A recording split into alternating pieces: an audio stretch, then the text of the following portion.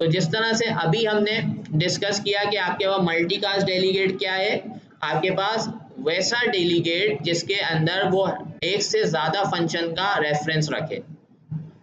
अभी जो हमने डेलीगेट बनाया था प्रीवियस एग्जाम्पल के अंदर, उसके अंदर हमारे पास एक ही फंक्शन था और एक ही डेलीगेट था, और वो डेलीगेट एक ही फंक्शन को रेफर कर रहा था, ठीक है। तो ये कौन सा था, सिंगल कास्ट था। But now we are going to implement example in which we will see के how we can refer more than one method in a single delegate, ठीक है। तो पहले हम आते हैं, पहले हम यहाँ पर एक क्लास बनाते हैं रेक्टेंगल की, और यहाँ पर ये हमारी क्लास आ गई रेक्टेंगल की, रेक्टेंगल। और इसके अंदर हमें कितने मेथड बनाने, दो मेथड।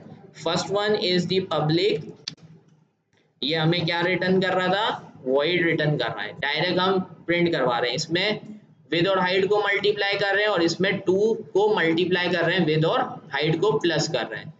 तो अब यहाँ पर हम बनाते हैं public void get area. Get area के अंदर हम क्या पास कर रहे हैं, डबल विड्थ और यहाँ पर डबल हाइट। ओके, सो इसके बाद यहाँ पर हम क्या कर रहे हैं, कंसोल डॉट राइट लाइन के अंदर हम एरिया प्रिंट करवा रहे हैं और यहाँ पर हम एरिया का फार्मूला दे रहे हैं। तो एरिया का फार्मूला है, हम यहाँ पर कर रहे हैं विड्थ को मल्टीप्लाई कर रहे हैं किसके साथ, हाइट के साथ। सिमिलरली हम यहाँ पर आके एक और फार्मूला इसी तरीके का बना रहे हैं, कॉपी कर लेते हैं, इसको पेस्ट कर देते हैं और इसका नाम दे देते हैं गेट पेरीमीटर। और यहाँ पर भी अब हमें पेरीमीटर को रन करवाना है, दिखाना है उसकी वैल्यू। तो मैंने कहा पेरीमीटर और यहाँ पर आके इसको फर्दर 2 से मल्टीप्लाई करना। तो एक ब्रैकेट और ऐड कर देता हूँ, यहाँ पे मल्टीप्लाई का साइन लगा देता हूँ और यहाँ पर आकर ये ब्रैकेट लगा दिया। अब इसको सेव करते हैं, माई क्लास पे हम जाते हैं प्रोग्राम क्लास में और इसको इन्वोक करते हैं, ठीक है। तो हमें क्या करना पड़ेगा, पहले रेक्टेंगल क्लास का ऑब्जेक्ट बनाना पड़ेगा, ठीक है। तो रेक्टेंगल क्लास हमारी यहाँ पे बनी हुई है, ठीक है। इसको करते हैं पब्लिक, यहाँ पर आते हैं रेक्टेंगल क्लास, ठीक है। r equals to new rectangle, यहाँ पे मैंने दिया r डॉट गेट एरिया। तो इसको भी मैंने विड्थ दे दी 25.6 और यहाँ पे दे दी 5.2। और इसी तरीके से मैंने ये नीचे फंक्शन कॉल किया और यहाँ पर मैंने कॉल करना था, मकसद आप समझें कि मैंने एक ही चीज़ के लिए, यानी एक ही टाइप ऑफ पैरामीटर्स के लिए ना, मैंने दोनों चीज़ें कैलकुलेट करनी थी। एरिया भी सेम विड्थ के लिए, सेम हाइट के लिए मुझे विड्थ और हाइट कैलकुलेट करनी थी। तो अब मुझे क्या करना पड़ा कि यहाँ पे 2 दफ़ा लिखना पड़ा, ठीक है। तो अब मैं इसको रन करूँगा, ये हमें एरिया रिटर्न कर देगा और ये हमें पैरामीटर रिटर्न कर देगा। बट मैं यहाँ से आके पहले ये वाले पार्ट को थोड़ा सा यहाँ से कमेंट कर देता हूँ और कंसोल डॉट रीड की को हम लास्ट में ले जाते हैं, इसको कट कर लेते हैं और यहाँ पर ले आते हैं। अभी अगर मैं इसको रन करता हूँ तो हमारे पास क्या आ रहा है, एरिया भी आ रहा है और पैरामीटर भी आ रहा है, ठीक है। तो अब हमें क्या करना है, क्योंकि हमारे पास हमने पढ़ा था कि हमारा जो डेलीगेट है वो सेम सिग्नेचर पे, सेम डेटा टाइप पे काम करता है। तो अगर हम देखें, अगर इन दोनों मेथड्स को देखें तो इन दोनों मेथड्स के अंदर हमें दोनों चीज़ें, तीनों चीज़ें कॉमन मिल रही हैं। तो हम क्या कर सकते हैं, जब हमें इनको एक साथ कॉल करना है तो we can create the delegate, ठीक है। अब हम इसका डेलीगेट बना सकते हैं इस तरह से, पब्लिक डेलीगेट वाइड, इसका नाम दे दिया हमने, कह दिया एरिया एंड, या चलें हम इसको दे देते हैं एपी डेलीगेट, ठीक है, आसानी के लिए, ठीक है। और इसके बाद क्या करना होता है, इसके बाद हमें यहाँ पर बताना होता है कि भाई पैरामीटर्स का नाम भी सेम होगा, डबल विड्थ और डबल हाइट। ये हमने यहाँ पर डेलीगेट बना दिया। अब क्या करना है, डेलीगेट को कॉल करना है। यहाँ पर आती है थोड़ी सी चेंजेस, जब हमें डेलीगेट को क्या करना है, कॉल करना है, क्योंकि अब जब हम इसको कॉल करेंगे तो अब हमारे पास 2 मेथड्स हैं। कितने हैं, 2 मेथड्स हैं।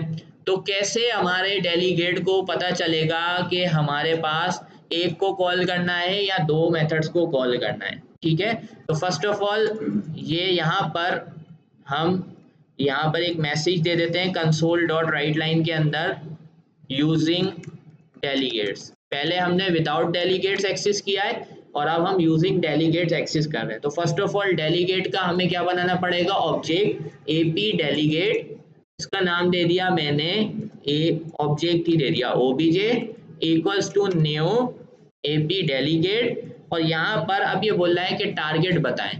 ठीक है, तो हमने आर डॉट कह दिया कि आप एरिया को कॉल कर लें। इसको कॉल कर लें, एरिया का रेफरेंस दे दिया। किसका रेफरेंस दिया है? एरिया का।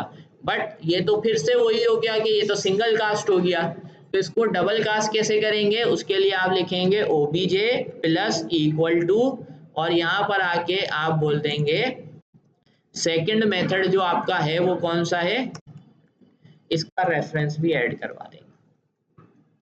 तो अब क्योंकि आपका जो डेलीगेट था उसका ऑब्जेक्ट कौन सा था? ओबीजे। किस नाम से बना हुआ था? ओबीजे। तो ओबीजे ने पहले ऐड किया किसको?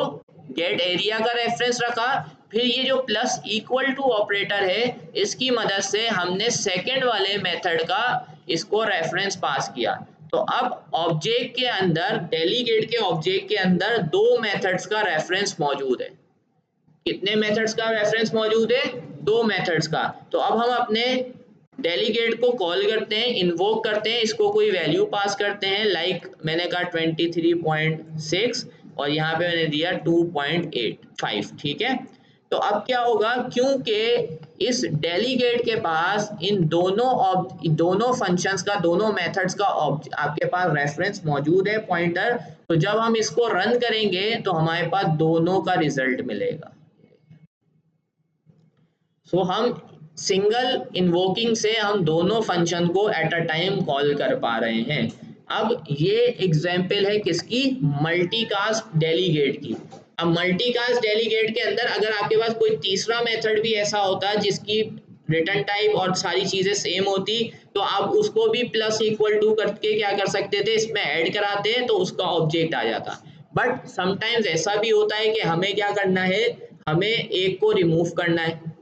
तो अब अगर हमें एक ही को कॉल करना है तो हम रिमूव कैसे करेंगे? तो रिमूव करने के लिए what you have to do, आप यहाँ पर आएंगे, ये हमारी कॉलिंग हो गई ना। अब यहाँ पर मैं लिख रहा हूँ console dot right line after removing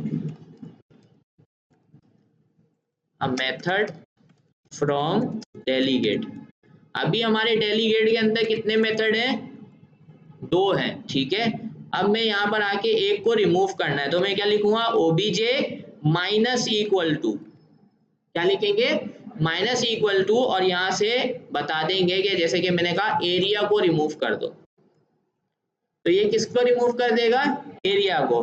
तो अब अगर हम फिर से कॉलिंग करते हैं तो ये सिर्फ हमें क्या रिटर्न करेगा? पेरीमीटर रिटर्न करेगा। अब अगर हम इसको रन करते हैं तो आपके पास रिमूव करने के बाद सिर्फ क्या आ रहा है? पेरीमीटर आ रहा है। तो अब आपके डेलीगेट में से कौन से वाले मेथड का रेफरेंस चला गया? फर्स्ट वाला जो मेथड एरिया था उसका रेफरेंस आपने रिमूव कर दिया। तो by using multicast delegate you can add multiple methods in the reference list, or you can also remove multiple methods from the reference list। जो आप रेफरेंस की लिस्ट बना रहे थे उससे से डिलीट भी कर सकते हैं और उसमें मल्टीपल मेथड्स को ऐड भी करवा देते हैं। तो ये आपका कॉन्सेप्ट है किसका? आपके पास डेलीगेट्स का। ठीक है, डेलीगेट्स में हमने दो चीजें पढ़ ली, सिंगल कास्ट और multi cast. So what we can do कि हम यहाँ पर आते हैं, एक नई क्लास बनाते हैं और इस क्लास को नाम दे देते हैं कैलकुलेटर, कैल्क नाम दे देते हैं। ठीक है, अब इसके अंदर मैं क्या करने वाला हूँ? मैंने यहाँ पर एक मेथड बनाया पब्लिक वॉइड ऐड, और ये मेथड क्या कर रहा है? इसके अंदर एक नंबर 1 है और एक आपके पास है इंटीजर नंबर 2। उसके बाद मैंने यहाँ पर कह दिया कंसोल डॉट राइट लाइन के अंदर लिखा हो सम, और सम के बाद यहाँ पर मैंने दे दिया इस तरह से कॉमा, और मुझे क्या करना था? इन दोनों को प्लस करना था, तो n1 प्लस n2, ठीक है। अब मैंने कहा कि यहाँ पर हम बना लेते हैं चारों ऑपरेशंस के लिए। मैंने यहाँ पर आके कहा कि ये फंक्शन है सबट्रैक्ट के लिए, ठीक है, और यहाँ पर मैंने कह दिया डिफरेंस, और डिफरेंस में हमने कहा n2 माइनस n1, ठीक है। फिर हमने एक और फंक्शन बना लिया यहाँ पे, इसको कह दिया ये क्या करेगा, मल्टीप्लाई करेगा, ठीक है। मल्टीप्लाई दे दें या इसको नाम दे दें प्रोडक्ट, ठीक है। तो हमने कहा प्रोडक्ट इक्वल्स टू और n मल्टीप्लाई बाय n2, ठीक है। और यहाँ पर हम कर देते हैं डिवीजन, और यहाँ पर आकर हमने कह दिया डिवीजन में क्वोशंट मिलता है ना हमें, तो यहाँ पर हमने कह दिया, और यहाँ पर आके प्लस की जगह ये ऑपरेटर दे दिया।